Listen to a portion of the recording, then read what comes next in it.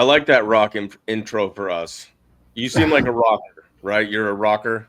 Oh man, I used to be really into rock music, although I guess I have pretty eclectic taste. But Sure. I got so disgusted with the whole music industry. It's hard to find Yep. a real song that doesn't make me cringe anymore.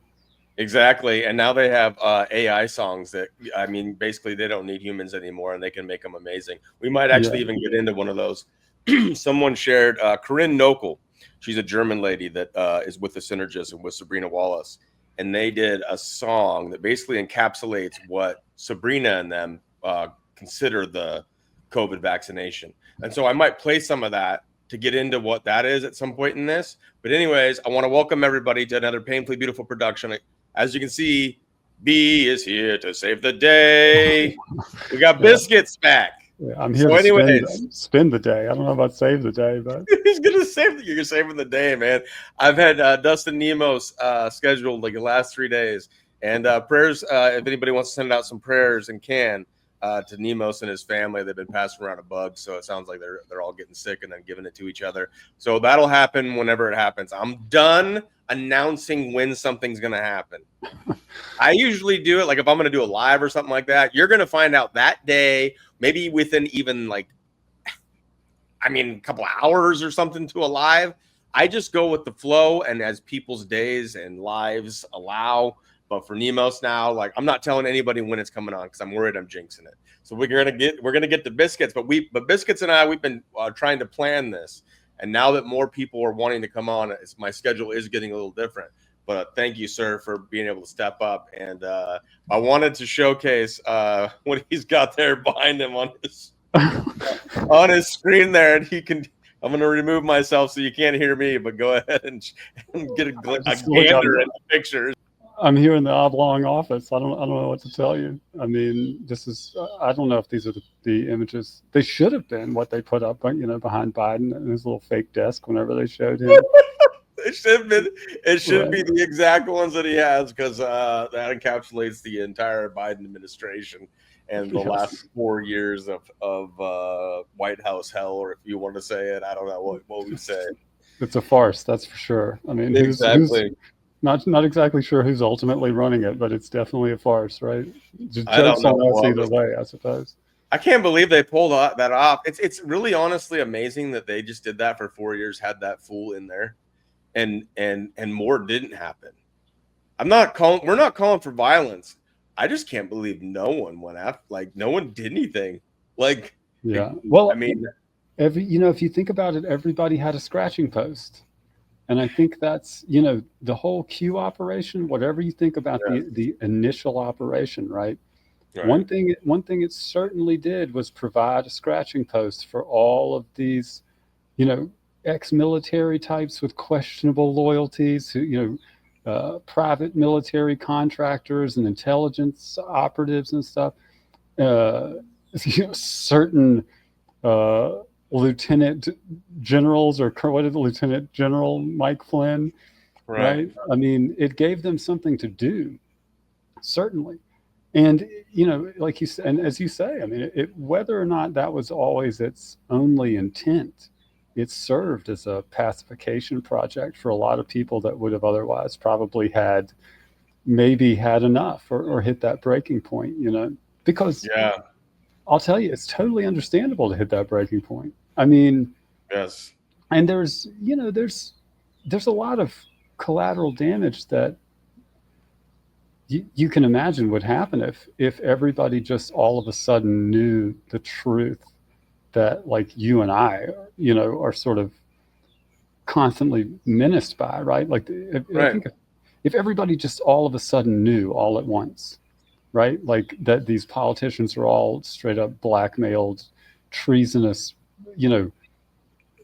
basically sociopaths that are only self-serving at best, and at worst, literally, occult freak shows like Hunter Biden that stand in front of a mirror and call themselves demos, I mean, there's people that are fully true believers in the whole sort of satanic cabal, I mean, that really do think that sacrificing a kid to Moloch or whatever in your basement is going to somehow positively impact whatever your aspirations on earth are, right?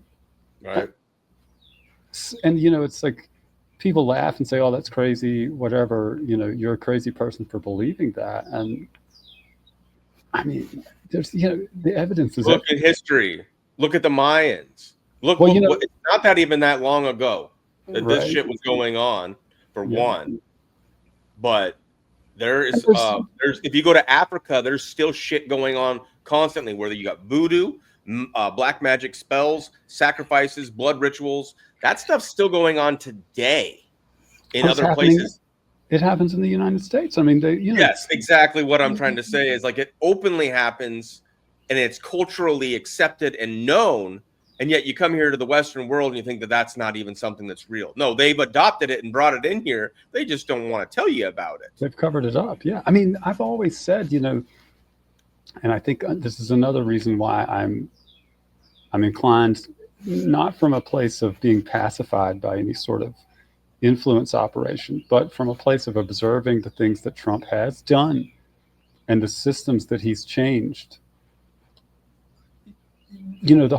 The Masonic, and I'll say Masonic because I'm just using that as a catch-all for, all of the sort of, what I guess what Corey what the Phoenix Enigma would be upset by people just using satanic as a catch-all. But I think it is an effective catch-all because you're arguing semantics at that point. So I mean, I'm just saying when I say Freemasons, I don't mean the mundane, clueless guys that go to church but also go down to the Lions Club or the Rotary Club or whatever. Those people are literally referred to as mundane by the Freemasons that know what's going on because they know they're just the front. They're like a money laundering operation, but for reputation.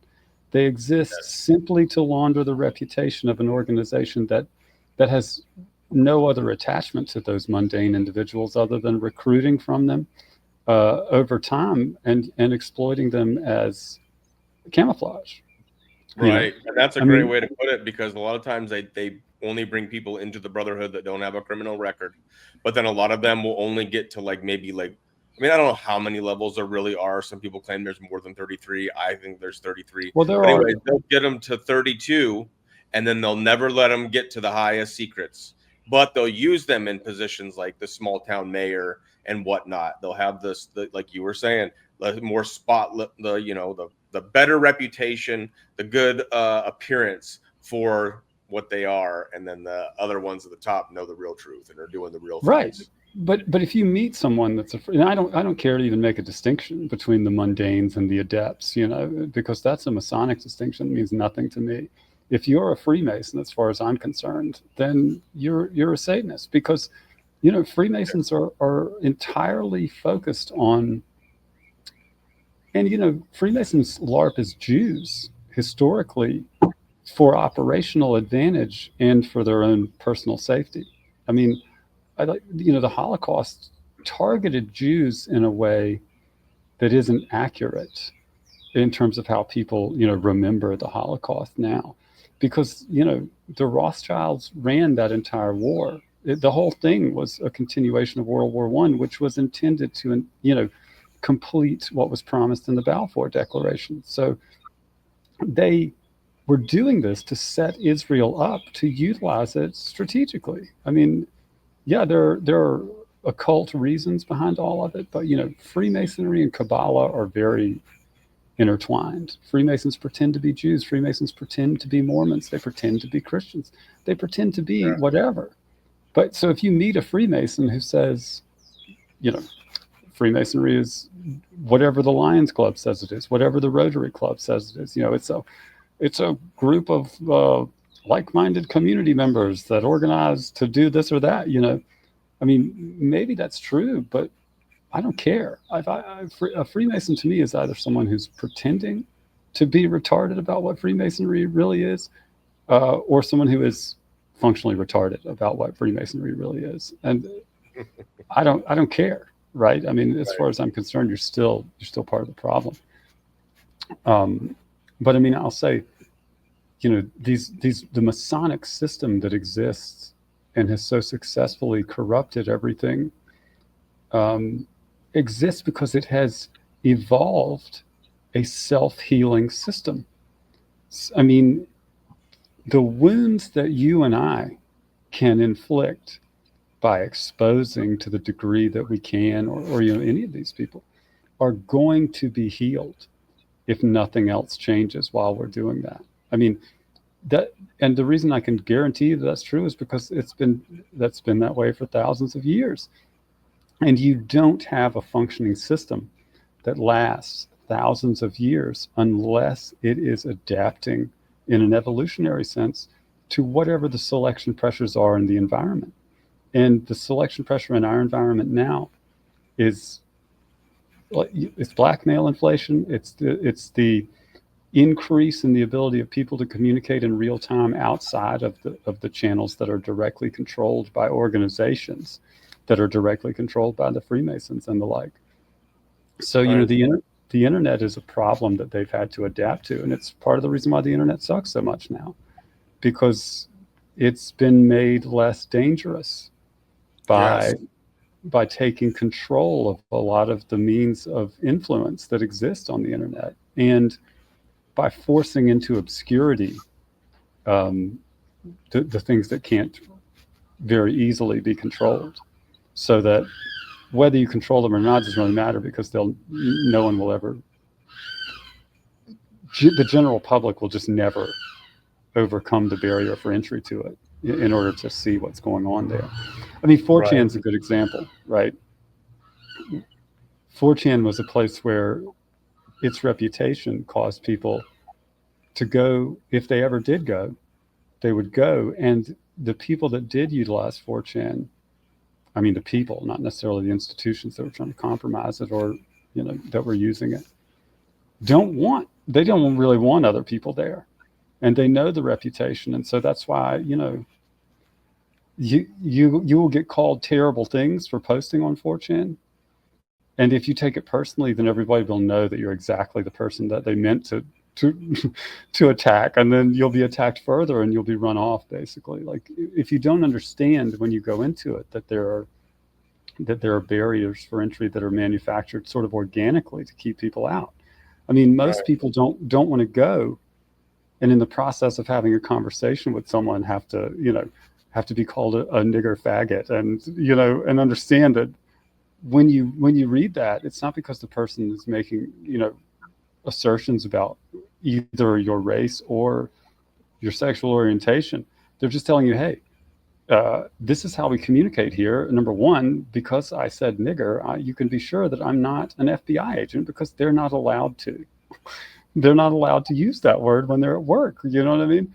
And so to someone who's uninitiated, much like, us profane people who never became Freemasons, even the mundane sense, you go there and you see one thing. You see a bunch of hateful people that are arguing, and all you really see is, like, gruesome pictures of gore and accidents and cynical, insidious type opinions and insults and rage and hatred.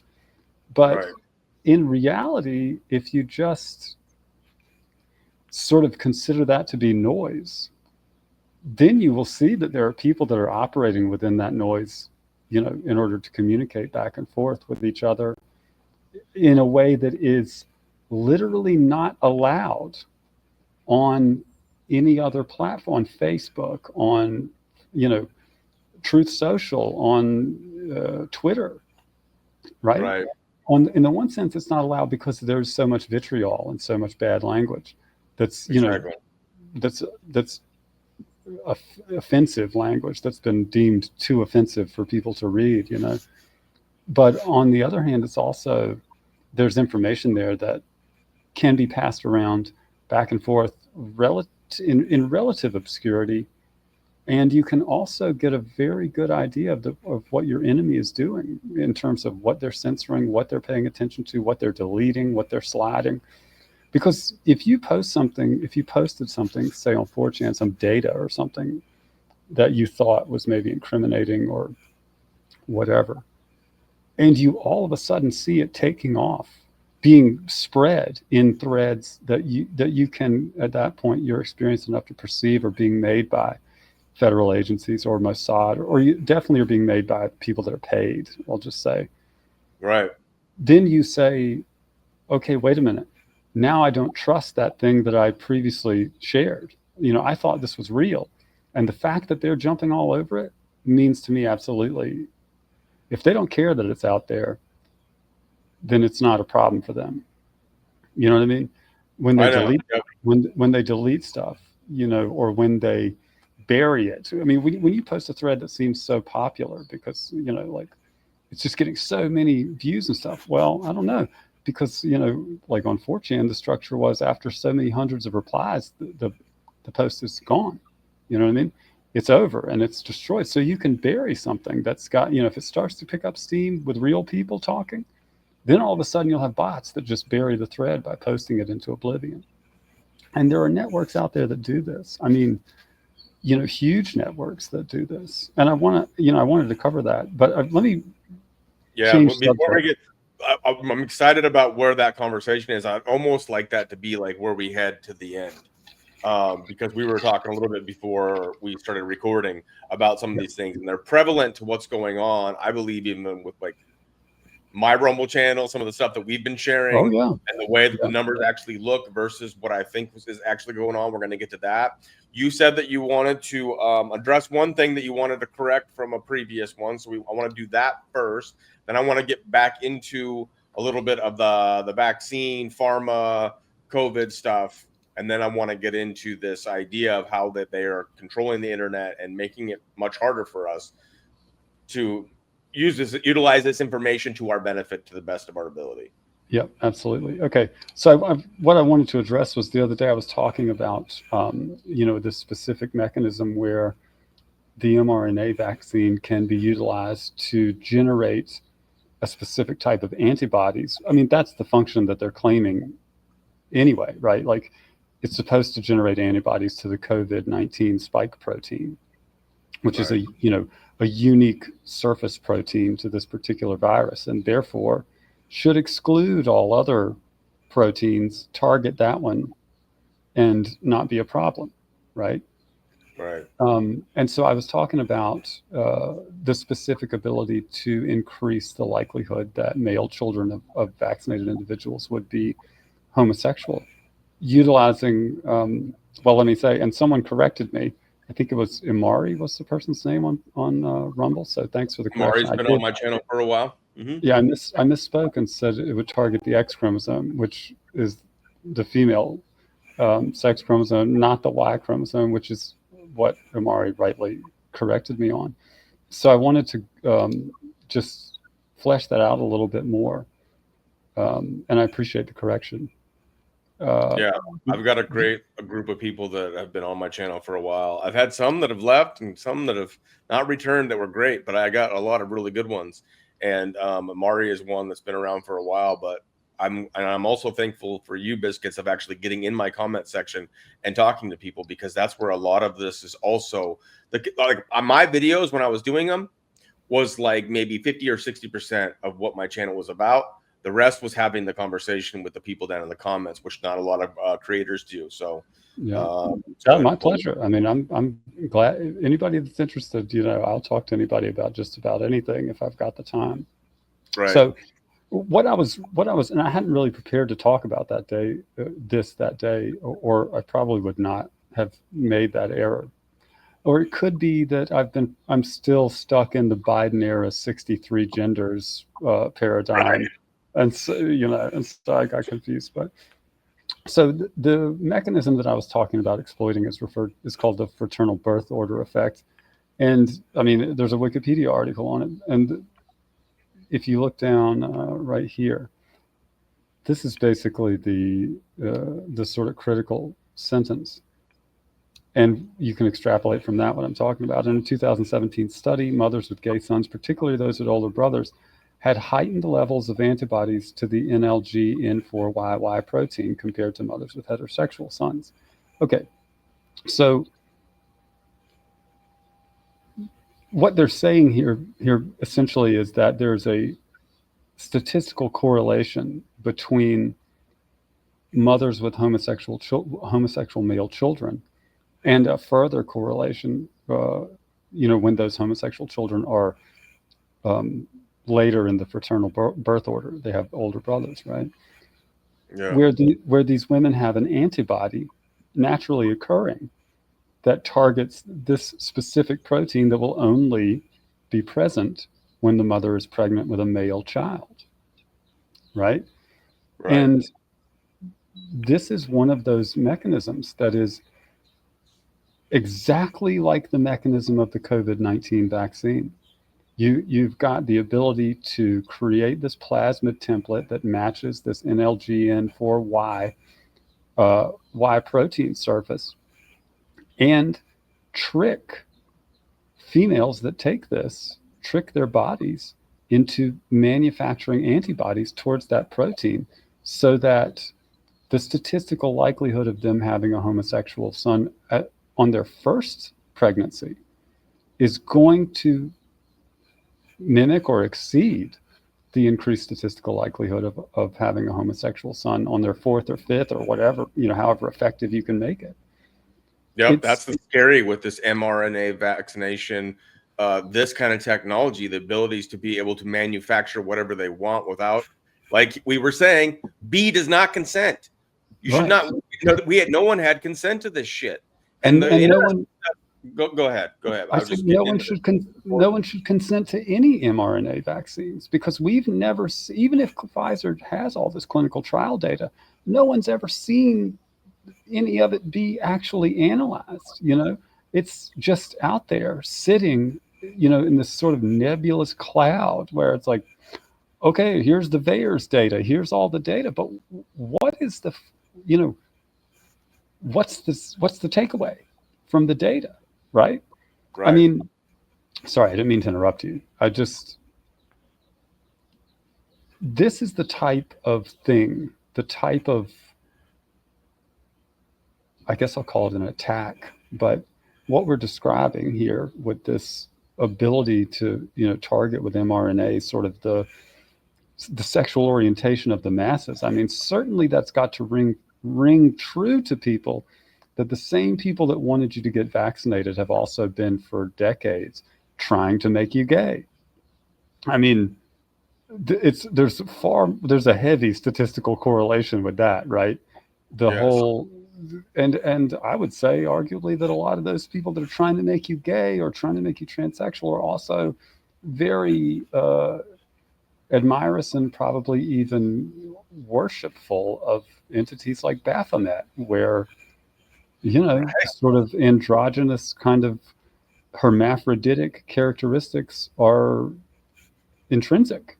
Right. And this is all part of the satanic stuff that we were talking about in the beginning. Yeah. Like, we could have a roundtable with Phoenix Enigma, and not to single him out, because we could have a roundtable with a whole bunch of people on this topic. But this is what we see in this world. For whatever reason, everything wants to be inverted and perverted. This is what they want to do. This is what the way that, like that Boule video that I just released. For some reason, Rumble is people are having a hard time watching that video. But in the Black fraternity, the stuff that John Q. Simeon was recommending us to learn about in the Black fraternity, as we see with P. Diddy and a lot of these rappers, there is gay homosexuality taking place. And these guys act masculine. There's an argument being made that even Tupac was gay, but they act like a gangster. And so you're talking about what they want for the rest of society to be like them in these mRNA things, where they're going to turn the frogs gay. Yes. Well, yeah. I mean, and Alex Jones makes a joke out of it because it's a bad jacket, right? And that happens so often, these bad jacketing operations, where you'll have people that are very polarizing. Alex Jones, a polarizing guy all throughout his career, right? Right. And a polarized influencer can offer a lot of advantages that don't exist for someone who's a bipartisan influencer, right? Mm-hmm. Like, I mean, okay, take a very recent example. Like, how JD Vance just went to the Vatican and killed the Pope, right? I mean, I'm saying you have, like, let's say that I think J.D. Vance did go to the Vatican and kill the Pope. Not that he went to the Vatican and killed a man.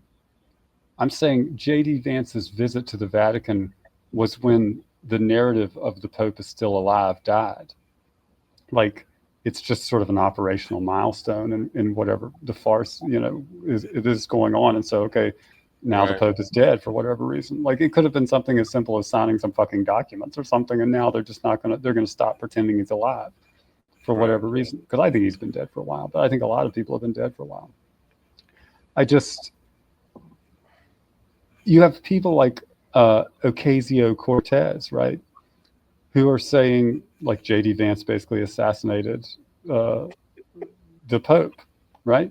And what I'll say is, like, yeah, it's funny or whatever, but if J.D. Vance did assassinate the Pope, hypothetically, if he went over there and killed the Pope, like, straight up, hitman style, like in the night, sneaking around the Vatican in a catsuit type situation, right? I mean, which is hilarious. But let's say he did, and you wanted to manage that. Like, if you're the CIA and you're like, okay, now we've got to, throw shade all over this. If you want people on the right to immediately dismiss the possibility that it's true that J.D. Vance went to the Vatican and assassinated the Pope, then you need someone on the left, like a Ocasio-Cortez, to be the source of the truth, because you can guarantee that half or more of the population are going to immediately treat it as a lie right out of the gate. Right. All the conservatives and the people on the right are going to laugh and dismiss liberals and Democrats as being idiots. When Alex Jones says they're turning the frogs gay, then the left and the Democrats look at him and the right and they say those guys are fucking stupid. Right. That is continuing the divide. That's what controlled opposition and having these kinds of people know about. I mean, that's the Hegelian dialectic in action. In a game theory sort of sense, where you're double bluffing and things, which is going on. It's happening, I mean, and that's, with respect to this fraternal birth order thing as an operational, as a tactic, right? I think it's key to, that was a good one. I heard that crack. The key to understanding, because I'm saying this is a mechanism that they're going to use to target, us people.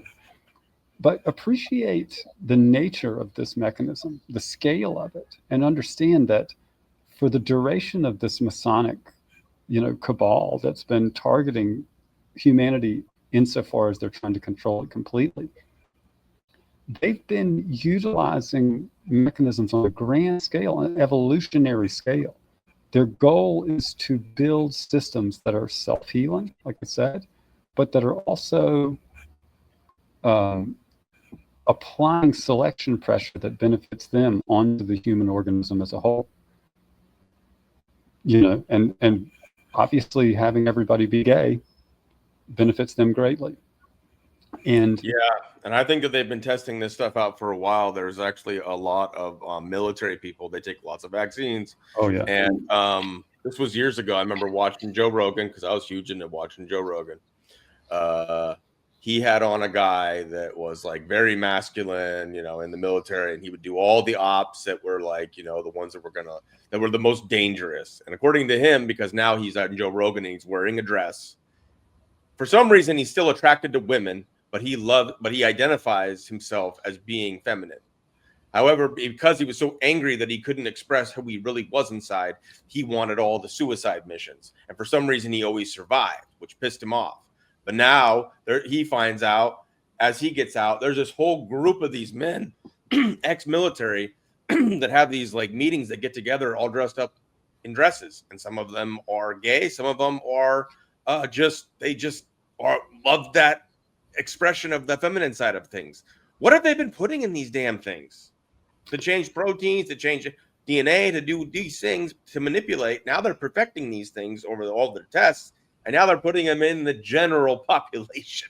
Well, and it's a multifaceted attack also. I mean, you have real chemical and probably electronic warfare mechanisms that are being employed, but there's also psychological mechanisms that are being employed. I mean, everybody's all up in arms about Harvard.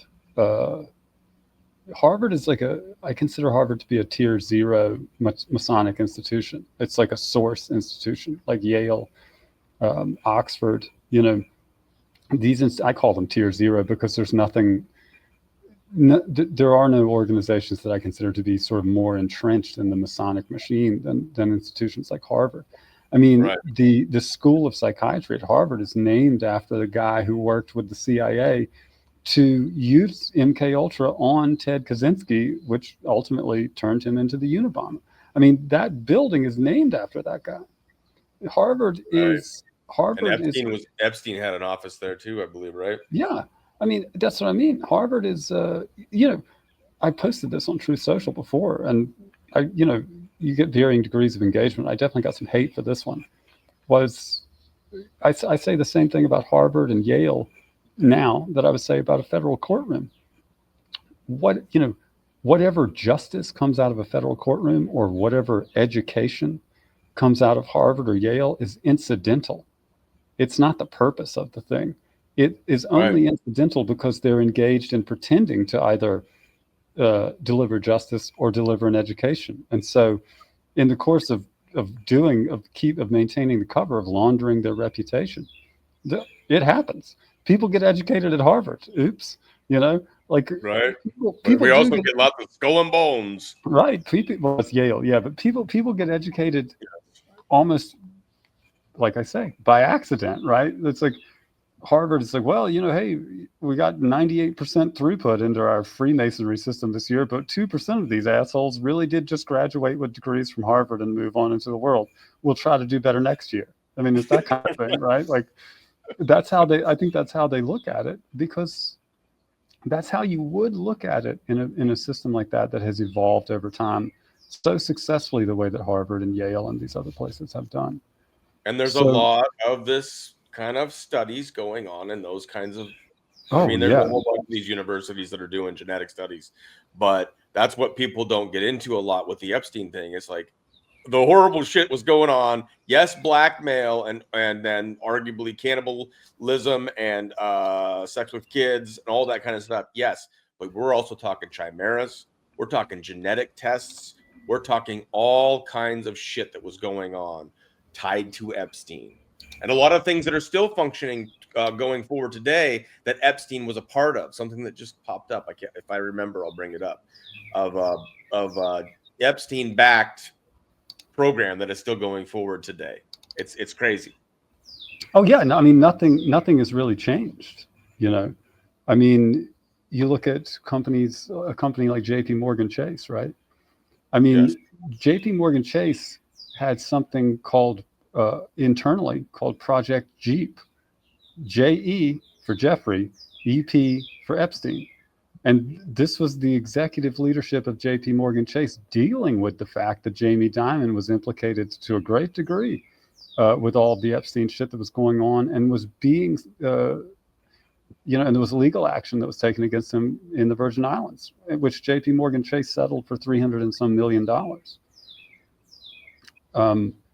In order to keep everything off the record, essentially, apart from what did make it onto the record anyway. And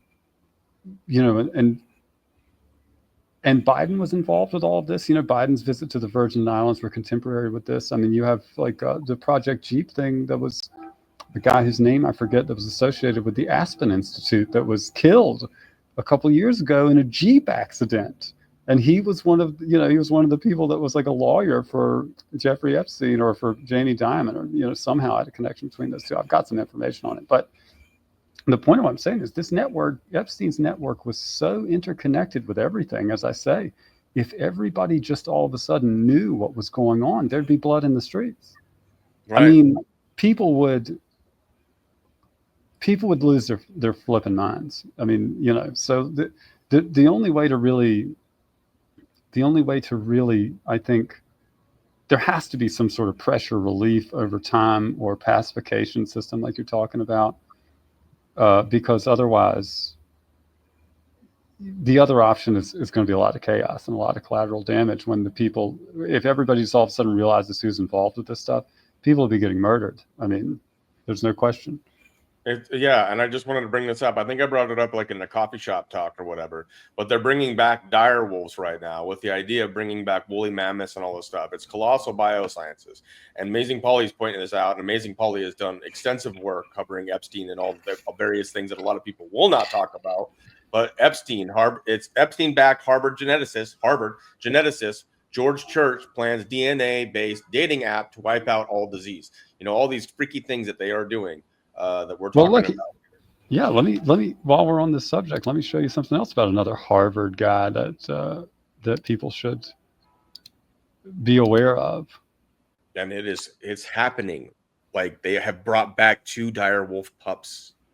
Yeah, so I mean, this is an interesting thing. In order to, what they're saying about the dire wolves. Well, let me just roll through this, and we'll touch back on that. Yeah. So, you know, everybody's seen this, and I don't even know if necessarily some of these may be from a movie or they're not real. But you know, the Black Eye Club is a real thing. It is a thing. Yep. And I guess everybody's like, oh well, you know, these people who's punching these people in the face? Well, nobody's punching them in the face.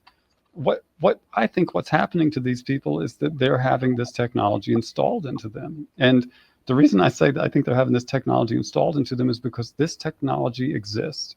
The guy that created this technology was arrested in 2020 by the FBI for bringing suitcases of cash back from the Wuhan Institute in China to his house. Wuhan. Right. This guy was, you know, Charles Lieber is a professor at MIT in nanotechnology.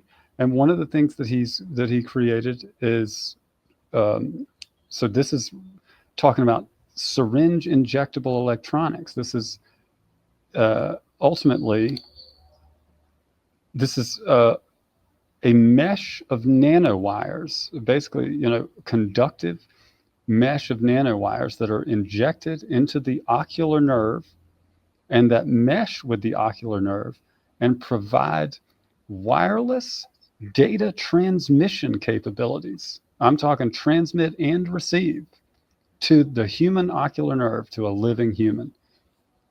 This is real technology. Scary. Wait, why would they be doing it to these celebrities then? Well, hear me out. This is real technology that exists. I mean, it exists. You know, you've seen videos of the Neuralink pig playing Pong or whatever for treats with a chip implanted into its brain. Right. And you know, that's a deception. It's a deception in the same way that in the 90s you saw on the news, Dolly the sheep has been cloned, right? We cloned Dolly the sheep, but hey, now that we did this, all these governments have agreed, like, cloning is a scary thing and we should just not. And you don't hear about it anymore, right?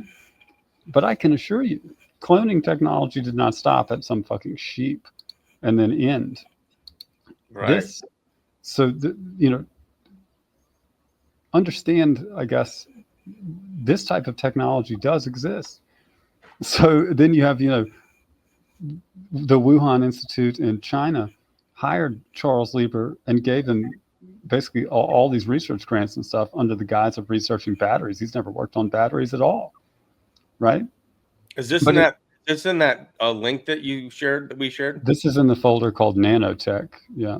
But it's connected to the link that we shared in the previous video. Yeah, I'm going down a slideshow through the 8 files that are in that nanotech folder, and absolutely, it's in the same folder that you have access to and you can share.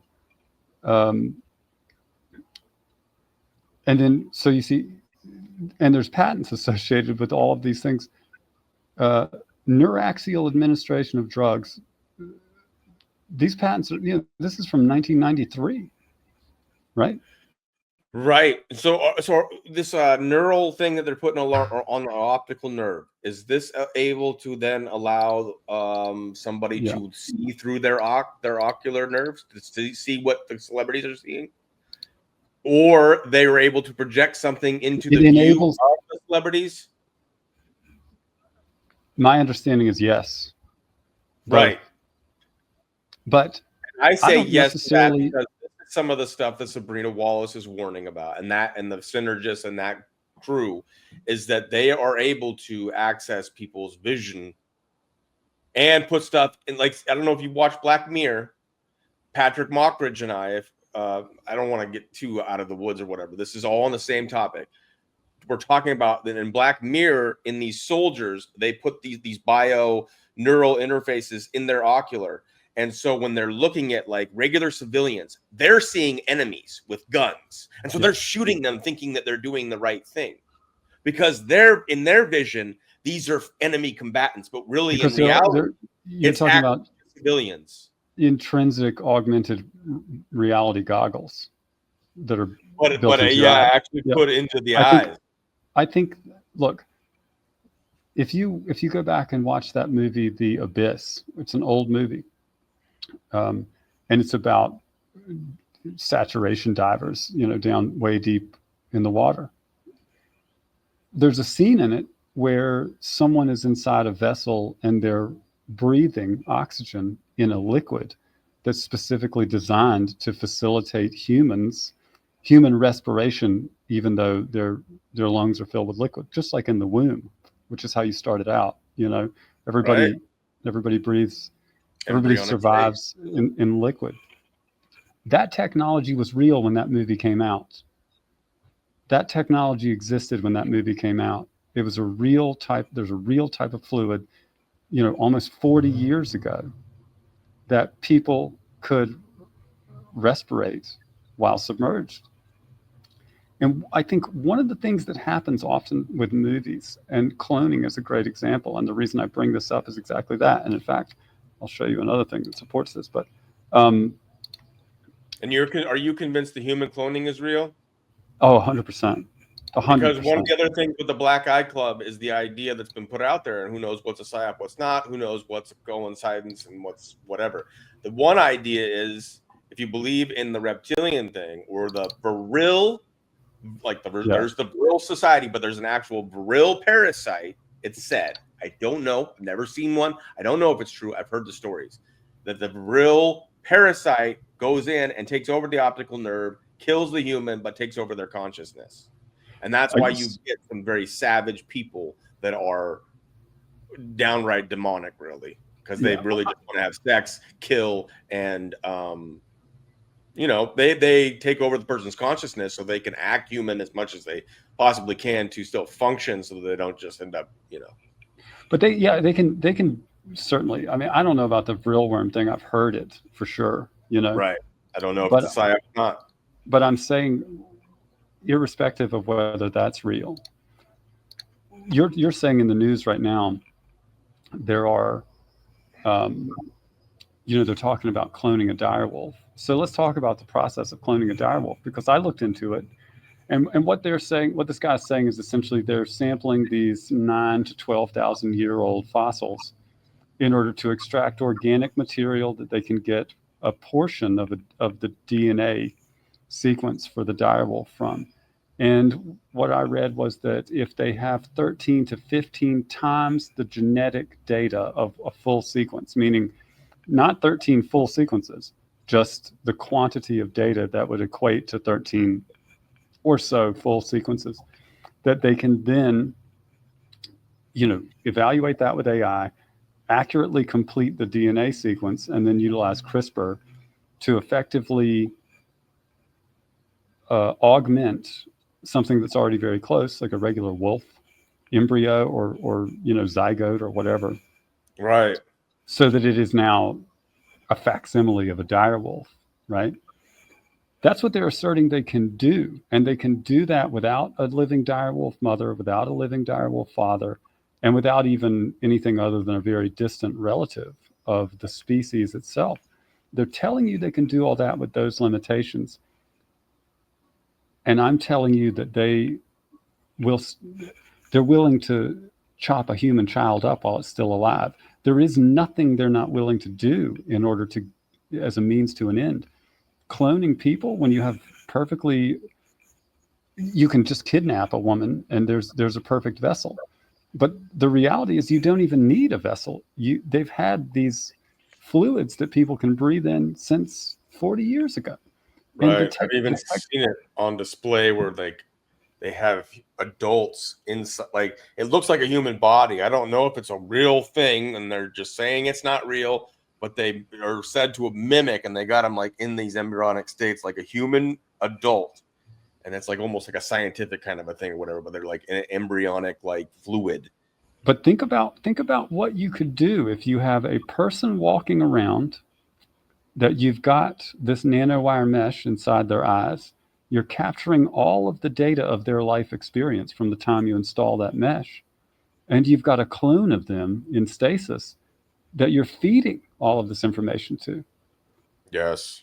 I mean, if you can, I don't know what's real and what's possible. You wake that clone up and say, "Oh, Mr. Biden, you were in a car accident. We barely were able to get you out alive. That's why you feel so weird. Stand up. That thing's ready to go. Why would it? You see what I mean?" Yeah, and I'm willing to have these conversations because they're also saying that Biden had brain surgery.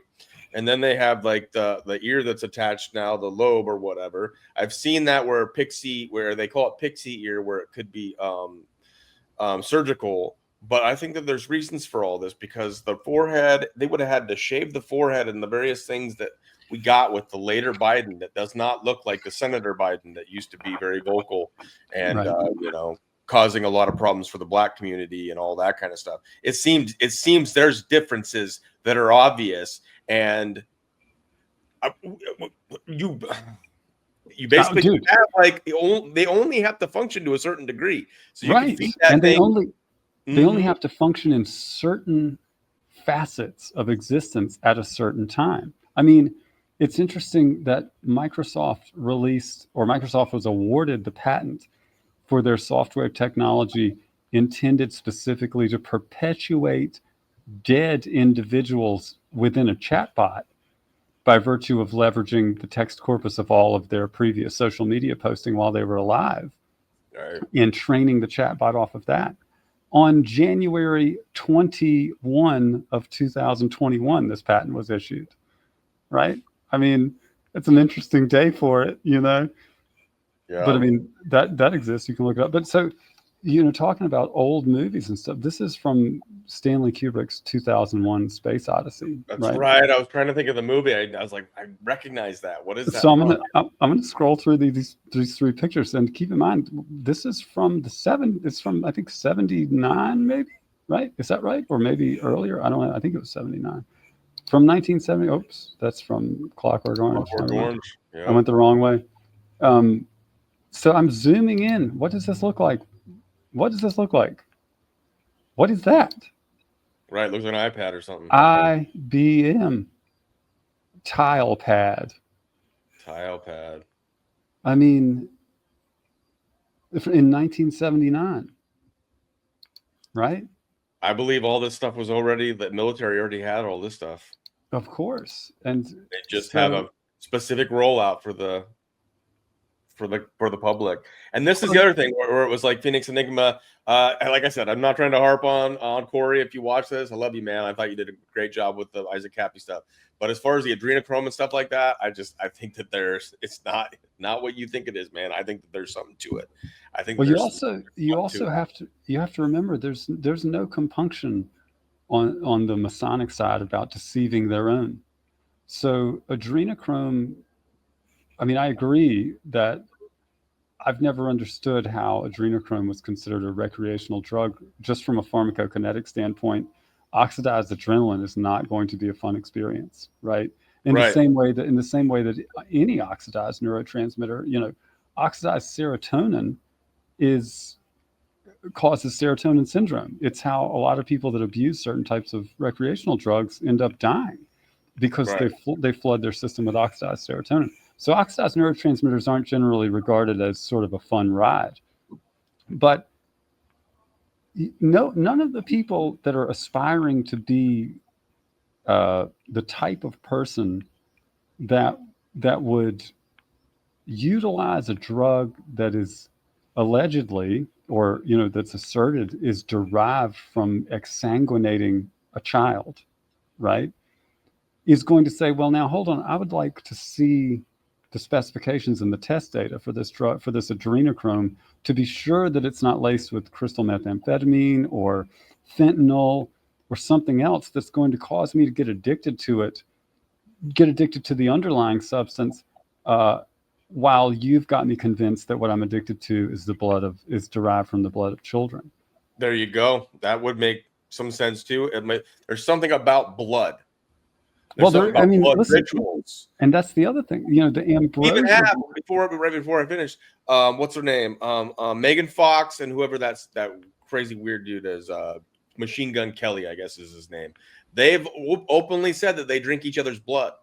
And then there's Billy Bob Thornton with Angelina Jolie back in the day when they were a thing. They had vials of each other's blood around their neck. There's blood rituals. There's something about this. I mean, the Freemasons have blood rituals that are known parts. Maybe they're adding drugs to them, and but the blood is an aspect of this dark magic, whatever this secret society bullshit, occult stuff is. Because imagine how much better because again, we're talking about selling this stuff to people that want it to work. They want the blood magic to make them rich and powerful because that's what they want, regardless of what it takes to do it, whether it's blood magic or, creative paperwork. They don't care. They want to be rich and powerful. That's their goal. So imagine how advantageous it is if you can sell them a blood magic ritual that also gets them addicted to some drug that they don't really know about. But I mean, if you say to somebody, hey, do this blood magic ritual with us, I'm telling you, you're going to feel like a superhero. And they think that, the blood that they injected or that they drank or whatever is called, from my understanding, people that get addicted to crystal meth get addicted to it because they feel like a fucking superhero when they do it. I mean, it's like, so.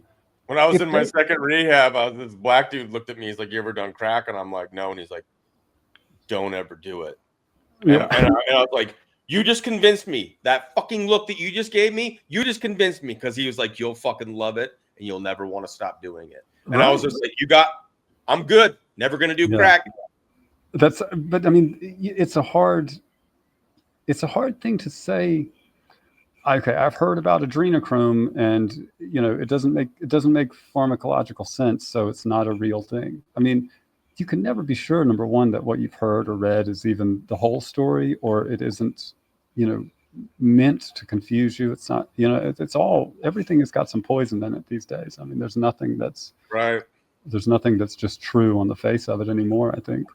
It'd be a way to traffic drugs too if it was in blood and people didn't know. Well, yeah, but I mean, the blood thing is, to me, ambrosia is the key issue with the blood, right? Because it's a real FDA approved clinical treatment, meaning I'm not saying it's right or whatever. I'm saying the data around the efficacy and the safety of it is robust enough that the FDA's reviewed it and approved it, right? And they say, okay, if you're 60, somebody who just turned 18, relatively young, and you're going to get some of the same benefits from that, even though the donor is over 18, because the length of telomeres in their blood is just going to be longer because they're younger. And the metrics by which people measure biological age are limited. So, telomere length is positively impacted when you get a transfusion of blood that is a viable transfusion for you to start with, the right type and so on, but that is derived from a much younger individual. Right. I mean, it just makes sense. It's not like your body gets old and all of it fails except for the portions that contribute to the manufacture of blood and cells. No, everything in your body is getting older, right?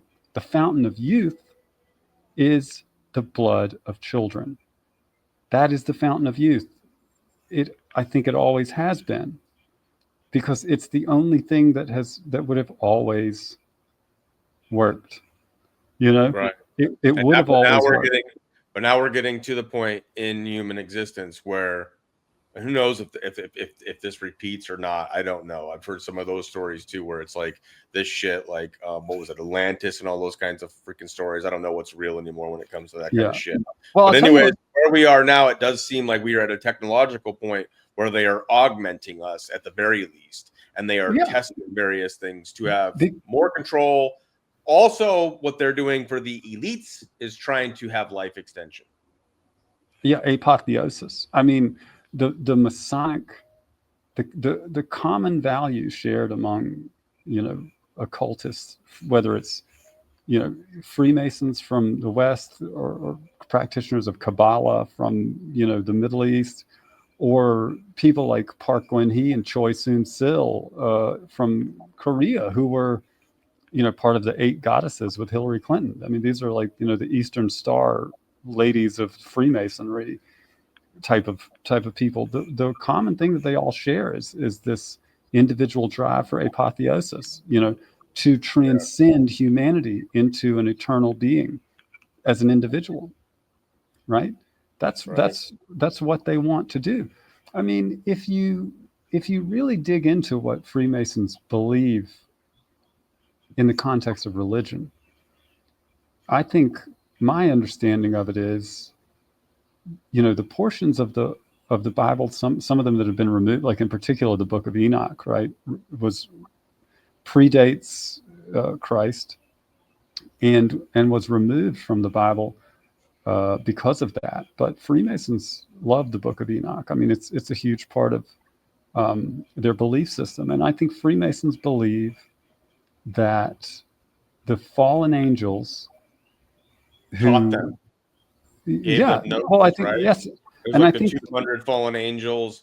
They believe that Lucifer basically gave us knowledge that God wasn't willing to give up, right? My understanding, and I will tell you that I mean, I believe in Jesus Christ's divinity, and so I'll just get that out of the way right now. Right. But I do believe some aspects of the sort of the things that Freemasons believe about time before Christ. I tend to agree. I think evolution and creationism are not mutually exclusive.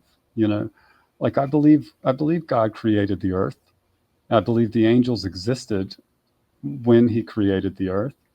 And I believe that as life I think the reason that he created the earth and the reason that he ultimately created mankind was to show the angels in practice how he created them. Because my understanding is that that they just sort of exist because he created them without showing the work, so to speak. And earth was meant to be for the watchers, for those who would watch, which was what the angels were intended to be. It was meant to be the show. Here's how you evolved. And had it been left alone, it would have played out in such a way that ultimately life would have evolved all the way through whatever happened in God's mind in the instant when he created these angels, all the way through the process so that the angels could see. But they couldn't watch, and the angels that fell came down, mixed with man, pissed God off. And ultimately, all of these things happened, and Jesus Christ, I believe, was God incarnate in combination with man. And he lived the way that he did, and he died the way that he did in order to justify humans making it into heaven in spite of their flawed nature, in spite of being descended from sort of these angels who had defied God and created and tainted humanity, turned it into sort of an abomination, which God had previously wiped out, with Noah's flood, right? I mean, so I think the Freemasons and occultists in general are leveraging information that is not really given to other people. But if you read the Bible, like in Genesis 6, there's mentions of the giants, of Nephilim, right? Of these hybrids between angels and humans. And some believe that there are Nephilim still today. Well, yeah, I mean, I think the Nephilim kind of died out after the first flood, and then you end up with the Raphaim, and like you end up with these, and they have different names as they get more sort of diffused into the human gene, as the populations get sort of more mixed and hybridized after after the floods and so on. I mean, I'm not a biblical scholar. I'm just saying. Right. Neither am I. I'm just saying there's still information in the Bible, particularly like in Genesis 6, where, and other places where, it's more sort of vague references or things that you have to really put together to understand that that's what it's talking about. But I believe that's the case. I mean, that's my belief. And my belief that evolution occurs on Earth, I don't think it's mutually exclusive with any belief that Jesus Christ is the Son of God and the Savior of man at once. All of those things, because evolution is just the name of the system of characterizing how organisms adapt to environmental selection pressure. Yeah, a lot of people will argue when you get into like apologetics that it's not evolution in the Darwin sense, it's adaptation. That we are. Yeah, but I mean that was Darwin's sense of it. Evolution as a counterpoint to organized religion or to creationism in general is a subversion of Darwin's sense of it. I mean, he found the system of genetic adaptation to be, and I mean, I believe this. I believe Darwin found it to be just another sort of beautiful aspect of God's creation, right? Yeah. And, well, what some of either Darwin did or someone twisted what he was actually teaching, but they tried to make it sound like we all came from the same thing. Like man came from monkeys, and you go down to the singular cell, adapted and became another organism. What a lot of Christians will argue is that God made everything separate. Made the birds of the air, the beast of the fields. Man was made separate, not from a monkey or any other shit. We were all made individually for a purpose. Yeah, but I would say I don't think necessarily that's, again, if you drive down a street and you have, a big mansion here and then a mobile home there, the reality is that in spite of the differences in between those two structures, internally, the constituent materials are not all that different at some scale, at some level of evaluation. It's wood, it's steel and nails, it's screws. You know what I mean? Right, and you the got building, oxygen, and those kinds of things that are right. The building blocks are the same, and yet if you go and you take apart the mobile home and use whatever you can from it to make a mansion, no one's going to think less of this mansion because it, evolved from a shitty mobile home, right? The constituents aren't necessarily going to be considered as part of the sort of intrinsic reputation of the thing in question. So, I mean, to say people evolved from monkeys again, it's like one of those things where people are trying to create a thesis and an antithesis that result in a synthesis that's operationally advantageous, right? Like there never really should. I spent a lot of my life with, inner turmoil about the evolution versus creation debate. Right. Until it eventually dawned on me that it doesn't matter, right? I mean, because evolution is something that the system of evolution was created. Every system was created. The problem for me when it came to making the decision of what was true and what not is whether or not evolution means that we don't need God. That it was just a chaotic Big Bang that energy ended up. Yeah, but evolution and the Big Bang are not correlated. I mean, that's like evolution is a biological. To come up with different, thesis also for the creation of life itself. There was God, who's that? Dawkins, I think is his name. He was trying to say that life maybe was created on crystals, like crystals had formed or whatever, and then Richard Dawkins. I think Richard Dawkins. I read one of his books. I think it was called The God Delusion, and I felt like I was reading something that was written by like an 8th grader. It was so pedantic and just repeated the same sort of arguments over and over in different languages. I found it to be like midwit tier. I mean, it didn't impress me at all. I would say right. That's what the like Christian apologetics will laugh at them and say your ideas are they laugh at the magic spaghetti god, but then your ideas are that we form from mushrooms, or we formed from crystals, or the Big Bang, or we came from monkeys. Like it's all crazy when it gets back to that conversation.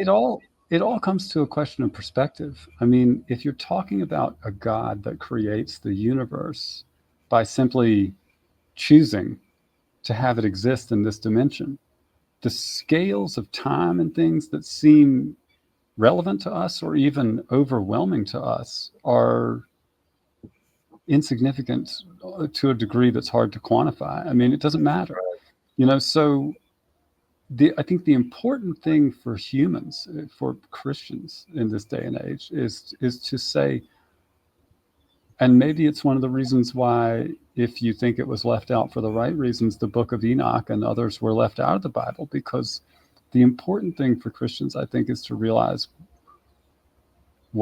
who and what Jesus was, how and why he died, and that happened, 2,000 years ago. And if you want to get into all the rest of it, great. If you want to understand it, great. But you really don't need to, I don't think. And I don't think that's how I operate. Like, I don't become a biblical scholar, but I don't think I'm going to stand, like, when I die, I'm not going to stand, however you want to say it, before God, and I'm going to have to tell him, like, recite the scriptures, tell me everything about of course not. The book of blah, blah, blah, blah, blah. Like, that's not going to happen, man. I put my faith and trust in you, and you handled the rest. And I don't think that you have to, there's a lot of these like plastic bracelets rotting in landfills around the world that say WWJD, and I don't think that you necessarily need to turn the other cheek, because that's what Jesus did, because Jesus came to earth with a job to do. And that job was to live his life the way he did, to make a point on behalf of all humans to God in heaven, right? Which is that, yes, it is a fallen place, and these are flawed sinners that live here. But in spite of the fact that I'm imbued with, essentially, I'm all powerful. I can turn water to wine. I can heal the sick. Presumably, I could just lay waste to all the evil people, right? I'm not going to do that, because it's more important to save by means, and I mean save in the most high sense, right? It's more important to save the people that are good than to punish the people that are evil, because the people that are good here don't deserve to have this be all that they get, right? There's a dualism that exists on earth because, I think, if you're a Christian, because of the fallen angels and all that's associated with that you cannot get away from. You have to have, and this is as above, so below. This is why this is a fallen world. It's why the Masonic system, the Satanic system, which I'd be happy to talk with Corey about that. Like, I appreciate what he did about Cappy too, but I feel like I could have a reasonable conversation with him about this. This system, the beast system, whatever you want to call it, functions below, as the system above functions. It is a dualistic society, and the Freemasons know that. It's a dualistic world, but God's domain, heaven, is not a dual. Their perspective on earth is that it's not a dualistic plane. It is God's creation. It's the influence of the fallen angels. It's the influence of Satan or Lucifer or, the beast system that forces humanity to exist in this dualistic paradigm where, you can't really appreciate pleasure without pain as a comparator. You can't really enjoy a sunny day without having gone through miserable, rainy thunderstorms or whatever. Like, this dualistic perspective is sort of baked into the whole human existence on earth. And the thing that Jesus was trying to protect was the fact that, children can be born here and can grow up in this fallen place with all of these bad pressures on them and still become good people that live lives of no renown, who, lead sort of banal existences and still do heroic things that no one will ever hear about simply because it's just the right thing to do. People who sacrifice everything to protect some kid they've never met from some circumstance that's just an unfortunate one. And I think Jesus loves children, and he died on the cross to save children from being born into a hopeless existence and not being able to do what it takes to be next to God where he knew he was going to be when he died. And so that's why that's why I consider him to be the savior of mankind and myself. If I can manage to walk the walk until I'm not on this earth anymore. Right. But the Freemasons and the people that eschew all of that, the Kabbalah, the Eastern Star, the Freemasons, the Jesuits, the Catholic, the Vatican people, I won't say Catholic, but the Vatican for sure, they have no designs on any of that. And so you have to replace it with something, because humans need a motivation. And their motivation is apotheosis. They want to be gods on earth. They want to be immortal. Yeah. And I think they'll do it by any means necessary, which means if that means developing cloning technology to see if it's viable to clone yourself and transmit all the data that you record into this other clone to see if that makes you live forever, don't you think they'll do it? Do you think they'd rather just leave a few billion of these trillions that they've got laying around in the bank to gain interest rather than investigate that? No, of course not. It's been done. It's been investigated. They've put money into cloning. They've put money into the optic, the nanowire mesh for the eyes. They've put money into mRNA to make everybody, they will turn the frogs gay if it helps them achieve their goal, their individual goals, which they all share, which is, if you're not going to go to heaven, obviously it would be a weird decision to want to die. Right? Exactly. They're trying to avoid that, regardless of what they think's going to come at the end. Right. They're trying to avoid that shit. But people, people talk about MK Ultra and stuff, and I'm saying MK Ultra shut down and it went global. The TV, everybody in America has been the victim of trauma-based conditioning, and 9/11 was probably the most preeminent example in modern times of a shared trauma that was used to condition people into being stunted or, sort of splintered, dissociated versions of themselves in society. Every one of these and this is how, there's literally a manual on using the techniques that were developed by MK Ultra in order to create a psychological slave, by creating a dissociated identity that has certain characteristics. Like the John Podesta Skippy videos.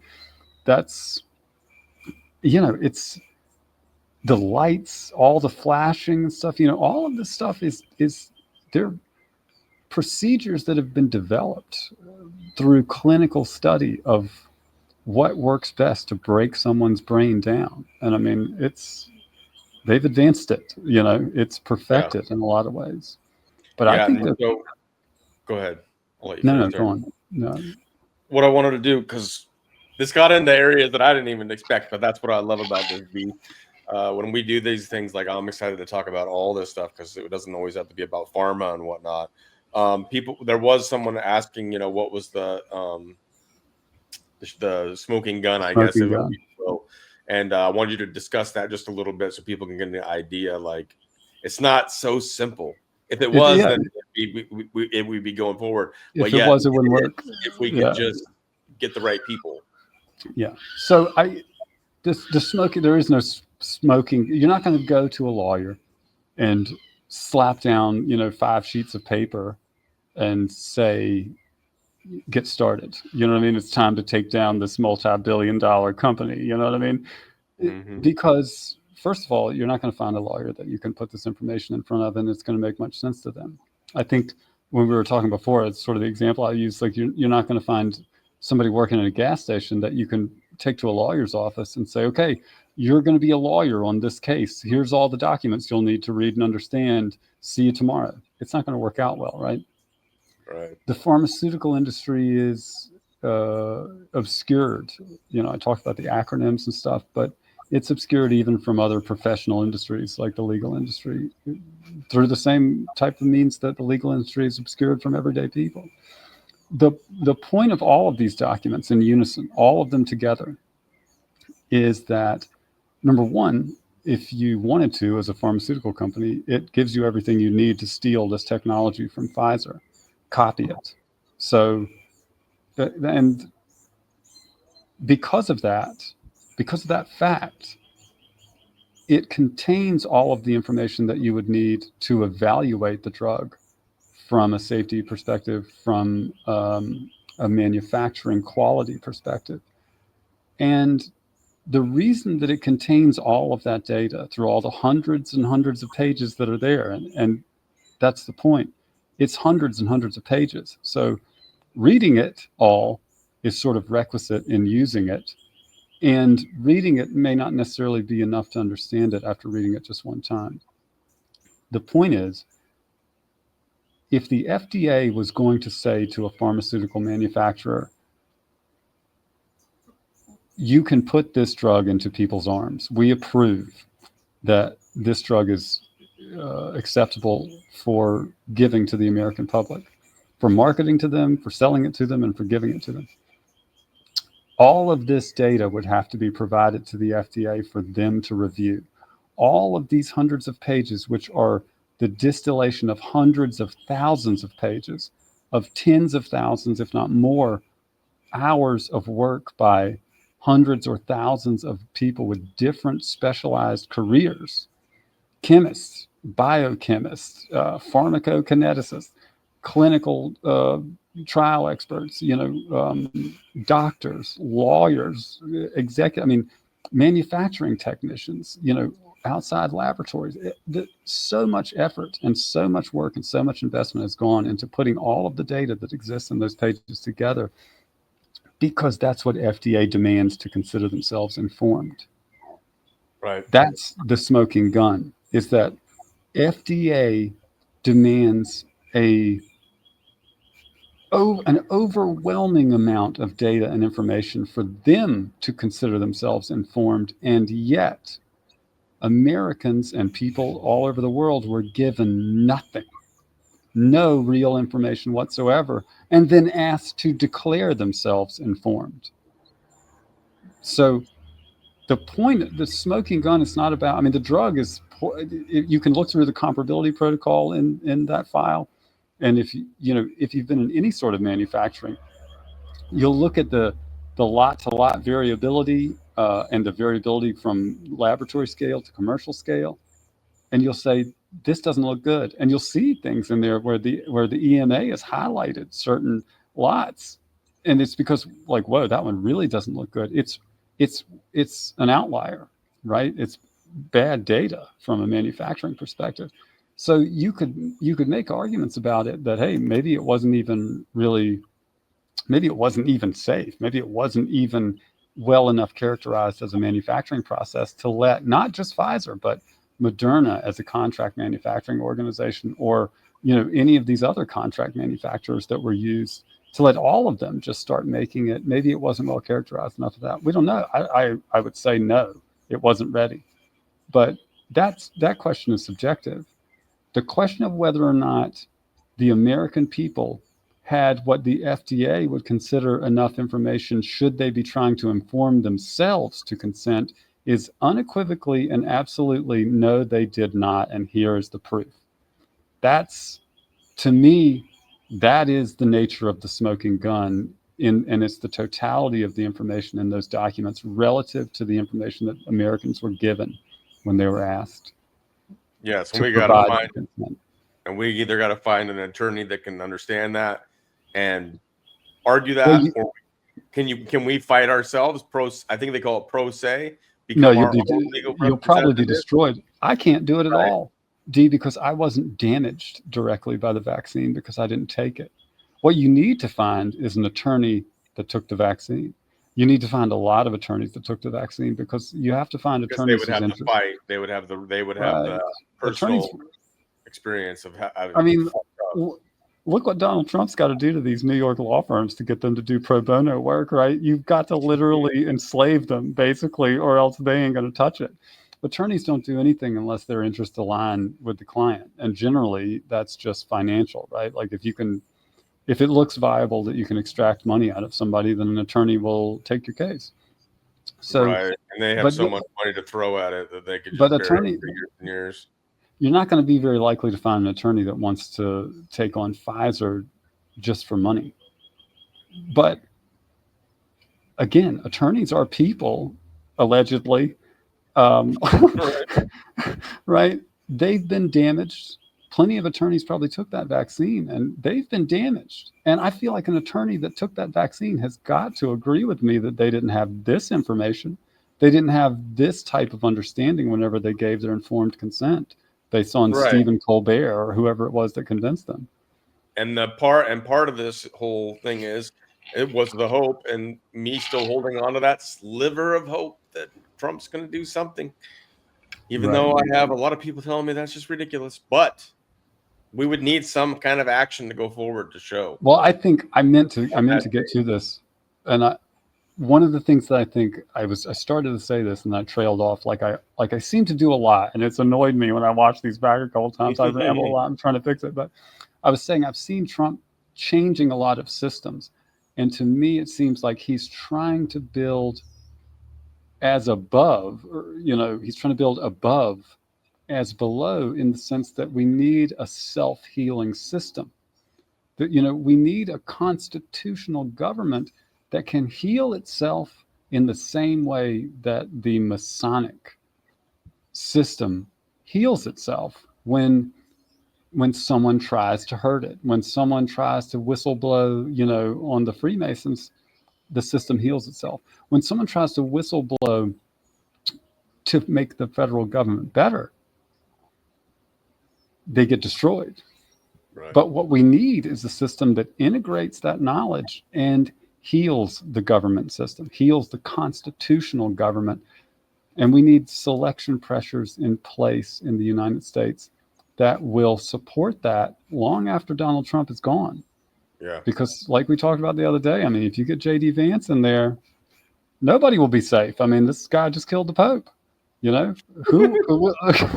right? Right. And all the technocrats are tied to him, man. Like, yeah, Peter Thiel. I mean, and that's how much time do we? Oh, we're getting close. We're getting close. So there was a couple of things that we wanted to touch on. I don't know if we're going to get into the Sabrina Wallace stuff, because the idea of what this is in the synergy world is this not a bioweapon. By saying that, you're negating what it really was. That it's actually a biocyber interface. The way that they are augmenting humanity and also tethering us to the cloud. They are running the internet through us, and they are literally under our skin and able to tap into us. And by you talking about the ocular mesh that they've been putting in since the 90s, that is something also that they have been discussing. So to understand what is really going on with the agenda here today, I think would be super important, some of the input that you might want to throw in here. I mean, I just want to show this picture again. Remember the Matrix movie? The very first one? Well, yeah. You remember what people were in the Matrix movies? A lot of them were batteries. Yeah, exactly. The harvesting of our energy. Look at Charles Lieber never did any work on battery research in his life, and yet Wuhan, the grant that he got from the Wuhan Institute was for battery research, in spite of the fact that his work is on the nanowire eye and nano biomedical nanotechnology. Yeah, can you blow that up just so we can see his face in the title? Yeah. Perfect. That'll help people just kind of take a look at this and then search it out for yourself. Yeah, Dr. Charles Lieber, look him up. Charles Lieber, MIT and Harvard. I mean, crazy. Like I've been saying, man, we're heading for a lot of different movies. Like I don't remember what I mentioned today. Maybe it's a coffee shop. All these different movies that we're throwing out there, but The matrix where we are being, our energy is literally being harvested. That is part of the agenda. When there's talk about, we brought up Wuhan and whatnot. What did we see? We saw videos of people dropping dead in Wuhan before we really knew what the fuck was going on. Obviously happened to be near the 5G towers that were in that area. Obviously having hallucinations, visual hallucinations, auditory hallucinations. You saw those videos of people like spinning, and then they and then they just like stuck, and then they die. Right, and I mean, scary as shit. Look demonic. It looked like a demon, a flying fucking demon is coming into the room, and they're fucking looking at it. They're spinning and they're spinning, and then they're fucking like, they go rigid and they die. What the fuck is that? Who knows? I mean, you look at Operation Crimson Mist in the Congo. I mean, and you have admissions from people recently that there's directed energy weapons that have been used on Americans and so on. I mean, it's all. It's you look back at, if you ever want to have, if you have like a long drive or something, you want to listen to something interesting, look up Kay Griggs, Kaygriggs. She's got like a 7.5 hour interview on YouTube where, and this is from, I want to say like the early 2000s, maybe, or sometime around then. Maybe it was in the 90s when they interviewed her. Interesting. She was married to a guy that was high up in military intelligence, and she said she goes through all of it. She's got his journals and stuff, and she basically said like they're all satanic sex freaks, drugs. Oh, just a blonde woman. Yeah, I've seen portions of this. Okay, I know what you're talking about. Yes. I mean, so there's enough circumstantial evidence and enough evidence from you got the Franklin and Dutroux stuff. I mean, the Epstein stuff. It's just, you can look at the way things don't work and see that there's an underlying system that's maintaining that paradigm where there is no justice, where nothing real really happens ever, as far as we can tell from the outside. Right. But there must be things going on, right? I mean, like I said, is treason not even illegal anymore? I mean, they're gonna have to address that eventually, or they're in my opinion, you have to address it. I will never take anything seriously that the government does until that's done, because the situation has become so polarized that you can't advance the narrative anymore without public executions being a part of it, or else I'll just know it's a joke. And it's not going to matter if it's Trump or in there or anybody. Like, it's going to boil over at some point, or they're going to pull some major shit. And the WEF did predict a major cyber attack that would make COVID look like freaking child's play by 2025. Are we going to see something like that to throw that in the mix so that we can't stop it? There's that. We'll talk about that at a different time. I want to, just with the last little bit of time that we had, we were going to talk about how they are completely controlling social media, the numbers, the bots, and all of that. I'd like to bring it home with that discussion, because what I'm seeing was, I share these very important videos that I think that we're doing. You and me, the Boule videos, the stuff with John Q. Simeon, I think are being suppressed. A lot of the stuff that I've done to expose Q, I think a lot of this is happening no matter what platform you are on, and it's driving me absolutely insane. Right. So, I mean, I never really paid much attention to all of these sort of grifters around the QAnon thing. Like, I just stopped paying attention to QAnon whenever Q left 4chan. Right. What I did pay attention to was how these networks function. I mean, and I'll use an example like the MG show, which is, I mean, I watched, I think, 30 minutes of it maybe 2 years ago. And I was just like, wow, this is literally one of the least entertaining and most asinine things I've ever seen. And you see how many followers these people have on social media. And you see how they have these merchandise sales. They have, these networks of people that they do live streams for and shows, and they're donating money to them all the time, And I'm asserting that the majority of the majority of the people that are counted as people in these networks in reality are digital creations, digital facsimiles of people. And part of the way that works is you have, like this is regarding the so-called Office of Signature Reduction, which is obviously, counterintuitively named, that effectively created 60,000, they say, individuals in the United States that don't exist. Now, those roles might be, these are basically non-official covers, right, for government agents or whatever. So if you remove the government agent, the physical person, from the equation, what you have still is an American citizen with a name, probably has a slave serial number like you and I got when we were born, probably has bank accounts, has an address, has a work history. All of this stuff has been created by this agency with programs that some of them are patented by Disney. Marshall Monroe Mixonium is, and I've got information on that too, is a program, a piece of software that's used to generate a sort of a media package. And you'll see a lot of these social media profiles of people that follow MG Show and all these other grifters and stuff, because you'll see a social media profile that has a fairly big following, a couple thousand followers or something, that is following all of the same people: the Bongino Show, the MG Show, And We Know, Praying Medic, and so on and so on and so on. All of these same people. That person, that fake digital entity, that digital soldier, if you will, exists and has access to real resources and assets. And those donations are just salary that's pre-laundered, right?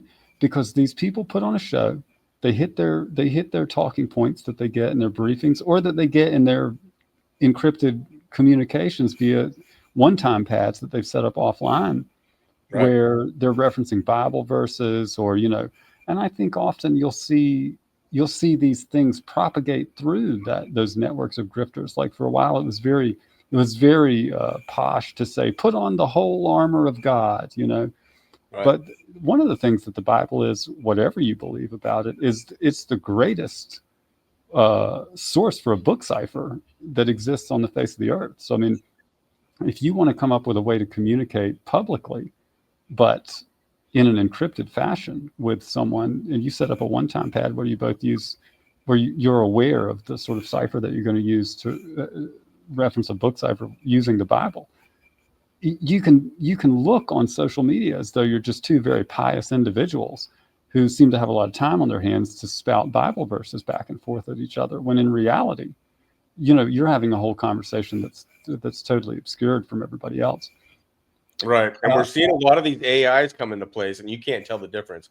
I'm seeing them jump into Telegram, and they act like real people. You can have conversations with them.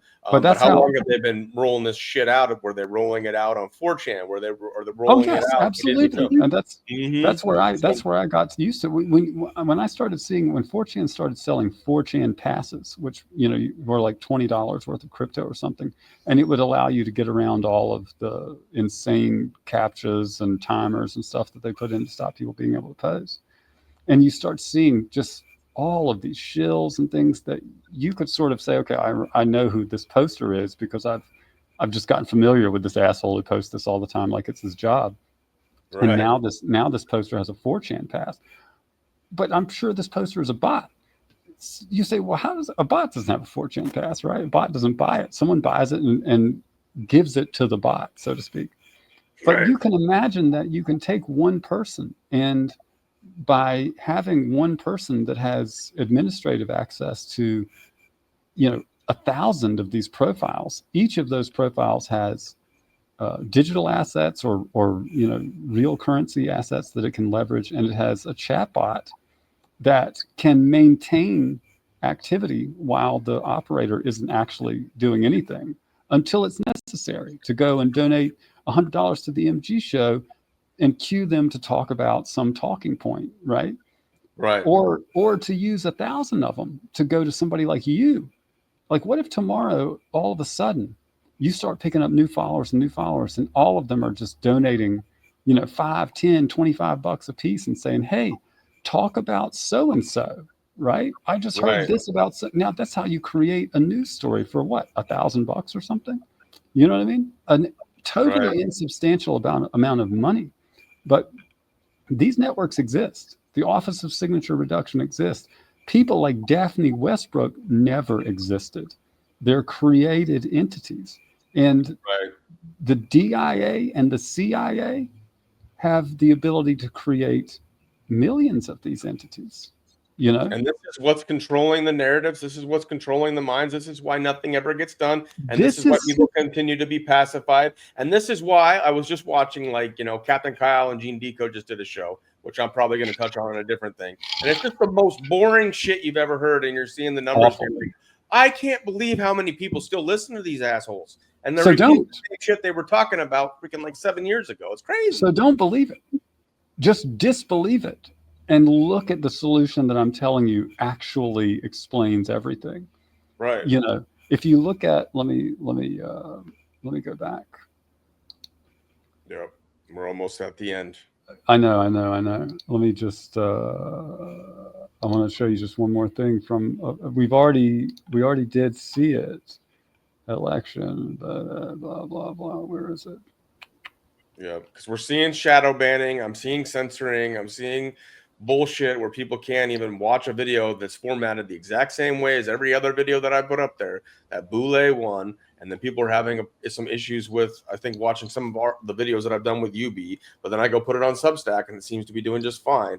The format is the exact same, so there's censorship. But then there's also all these inorganic clowns that are on here that have allegedly tens of thousands of followers and people that are like donating and all this stuff. And I think that what he is pointing out here is it's bots, and it's the way that they are like money laundering and propping up accounts that'll make sure that the narrative never gets to the point where we actually stand up and do something about this shit. So, I mean, again, look at this. This is from 2021. That article that we just looked at about the Office of Signature Reduction from 2021. And it's referencing, you know, basically during Biden's inauguration, essentially, this minutes before Trump left office, right? Mm-hmm. Millions of the Pentagon's dormant IP addresses sprang to life was the title of a Washington Post article on Saturday. Literally 3 minutes before Joe Biden became president, a company called Global Resource Systems, LLC, discreetly announced to the world's computer networks a startling development. It was now managing a huge unused swath of the internet that for several decades had been owned by the U.S. military. And this is 175 million IP addresses. And remember, all you need to create a digital entity, right? If you are the government, is an address, an IP address. And then you can dedicate that IP address to the manufacture of all of the digital trappings of a real person with real opinions and real social media network that they reach out to and that they donate to and that they give feedback on and they respond to and they engage with topics. 175 million of those that are arguing just what Mike Flynn wants them to argue or just what John Brennan. I mean, come on. Like, the internet is fucking dead. When you go on Facebook, when you go on Twitter, and when you put stuff out there, you're not really putting it very far out there. And a lot of the people that interact with it aren't even going to be real people. It's just going to be some bots and some operators. But the American public isn't as retarded as they seem to be. The Q movement, the people that want pedophiles taken out of our government, the people that want treason dealt with, aren't watching the fucking MG show or Captain Kyle or any of these other people 7 years and running as they repeat the same drivel. They're not donating money to them en masse. It's not that these people have 50 or 60 or 80 or, you know, maybe even 1 million followers. It's that's how many of these digital soldiers are being leveraged in order to elevate that influence operation. Right. And I just hope people understand what he's actually saying here. Like, there are people that have adopted the digital soldier that are real people. I know that. Like, I've seen these accounts for a long time. But think about the digital soldier as one of these IP addresses that has been activated to act as though it's a real person. To pre-launder money that's going to go to these influencers, so that when they get it, it's already clean for them, right? And not only that, they can send money. They can send intelligence. You know, like, I found these files online about such and such. You know what I mean? Or like, and they suck real people into these conversations, right? And real people will see these digital soldiers donating money, buying merchandise. You know what I mean? You'll see pictures of people that are wearing hats that say MG Show on it. Who knows if those people even fucking exist? Daphne Westbrook did not exist. She was created by the Office of Signature Reduction in order to blame her father, who had pissed off the federal government for kidnapping her. I'm saying I don't think that Daphne Westbrook ever existed. And I don't think that most of the people that are ostensibly fans and supporters and PAY patriots for influencers like the MG Show and the rest of these grifters, they're not real Americans.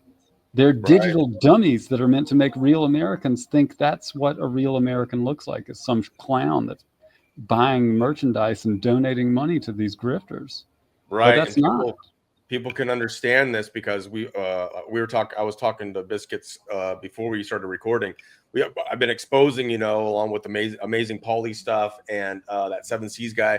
Regardless, there's more and more people coming out and exposing the wellness companies and these brands, these sponsors that is a way to control various people that have big names or whatever, or prop them up. But think about what Biscuits is talking about here. This has not been analyzed nearly enough. The idea of digital soldiers being these fake IP addresses that they're not fake, they're real, but they're not real people behind them, or maybe a real person set them up, or maybe a real person manages them, as there's thousands and thousands. It's a force multiplier for psychological warfare operators, so that they can be 1,000 influential people instead of just one. And between the chatbots and the Mixonium software that they use to almost instantly generate the unique profiles, and the fact that they can use cryptocurrency to somewhat launder the cash that they're using from these digital entities to support influence networks that are under the control of the DIA and the CIA. I mean, I'm telling you, that's how it works. I believe 100% that that's how it works. I think I've seen the evidence. I think there's enough circumstantial evidence just from these articles, these topics, to indicate that that's what's going on. And use your own intuition by watching, 5-10 minutes of the MG Show or some other trash like it, of people that are compromised, and make an objective assessment of the real entertainment value of what's going on there, and don't just let yourself say, oh my gosh, my fellow Americans are all retarded because 2 million people follow this guy. Instead, say, it doesn't make sense to me that 2 million Americans would follow this retard, right? In the same way that you can say it doesn't make sense to me that 84 million Americans voted for Joe Biden. And you can just say, that can't be true.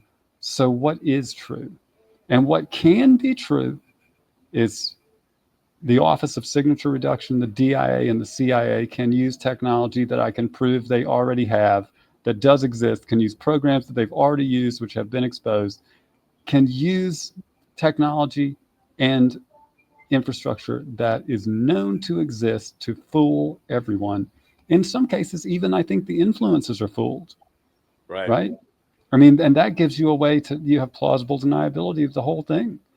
Right, and it gives them positive feedback, makes them feel good. They're getting, of course. Why wouldn't you want to believe you're getting famous? Like, we got to stay on the same kind of the same track because it's working out. This is the right way. This is positive. This is God. This is the universe giving us because we're doing the right thing. You're just being played, bro. You don't even know it.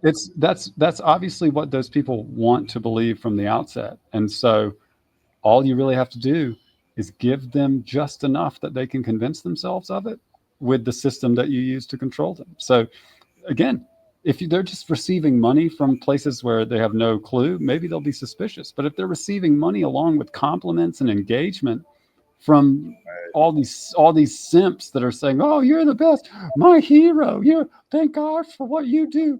You're just the biggest patriot in America. I love you so much. I love you so much, Jeffrey Peterson." I mean, get real, dude. Like, what fucking self-respecting American would talk to these clowns like that in public? Like, who the fuck would say to these people that they're saving the world by sitting on their fat asses and saying things that are demonstrably fucking stupid? I mean, I believe that the people in America that I consider to be my fellow Americans have a better standard than that. I think so too. It's easy, even if you have a better standard than that, to be fooled into thinking that not everybody does. And that's all you have to believe in order to believe that the millions of people that followed this asshole or that asshole are real, is to just believe that maybe everybody is a little dumber than you are, which is sort of a thing that people love to believe anyway. Right, makes them feel good. That's why the Kardashians and that kind of shit works so well. It's like all those rich assholes that have everything. I'm smarter than them. I'm smarter than them, so I could make it. Right? Like these people are so dumb and they made it. Like, there's still hope for me, or something. You know what I mean? Something like that. Or it just gives you someone to hate. Be like, look how dumb these people are, and they've got so much. Exactly. And when it comes down to it, just don't believe the hype. Don't believe the hype. Don't get caught up in the numbers. People got to get out of that with like, oh my gosh, she's got so many followers. Oh my gosh, this video has so many views. It must be important. Bullshit. It's freaking fabricated. It's fake. It's fabricated. Yeah. And there's another piece of proof too. Is that this video of you and me talking will not get millions of views, even though it is maybe the only video on the internet that should today. You know what I'm saying? Like, that's. And I feel like we're actually talking about the shit that people were saying they were talking about some years ago to get people all fired up to save the kids and to fight back against tyranny and to stand up against the mandates. We're still in that fight. Where's everybody else? Well, they moved on with the pack. They moved on with the herd. Right. They moved on with the narratives. Right. Because the digital soldier narratives. Right. So anyways, this was a freaking great episode 3 with B is for Biscuits. But man, brother, thank you for being here once again. We've got so much more to talk about. We do plan on doing a live at some point, and that'll happen. But we got this one in, and I'll just whatever you want to say to close out, and then we'll finish up here. Hey, I appreciate it, brother. I love talking with you, and I always have a good time. And I apologize. I do ramble and get off topic. Sometimes I'm trying to improve, on that. But I haven't done a lot of talking, except for to lawyers and stuff in the past 5 years. So man, I'm a friendly conversation. I'm trying to get back in the swing of it, but also communicate stuff. But I really do appreciate it. And people, like, I know it may not seem like a smoking gun, but I'm telling you, those Pfizer files are a thorn in Pfizer's side, and maybe that's reason enough just to have a copy of them just in case, because everybody got lied to. And if you've been damaged, or if you know a lawyer that's been damaged, influence them. You know what I mean? Go to them and talk to them and explain to them, like, this is the key. Maybe you and I don't understand it exactly today, but don't be a fool. You know what I mean? Don't give up, and don't just say, well, they got one over on me, let's just go down with the ship, man. I mean, that's not American. That's not what Jesus would do. You know what I mean? You just don't give up. Don't give up, man. That's what I say. I appreciate you, brother. And more to come. And as always, God bless you all, and we'll catch you on the next one. Peace. Bye, everybody.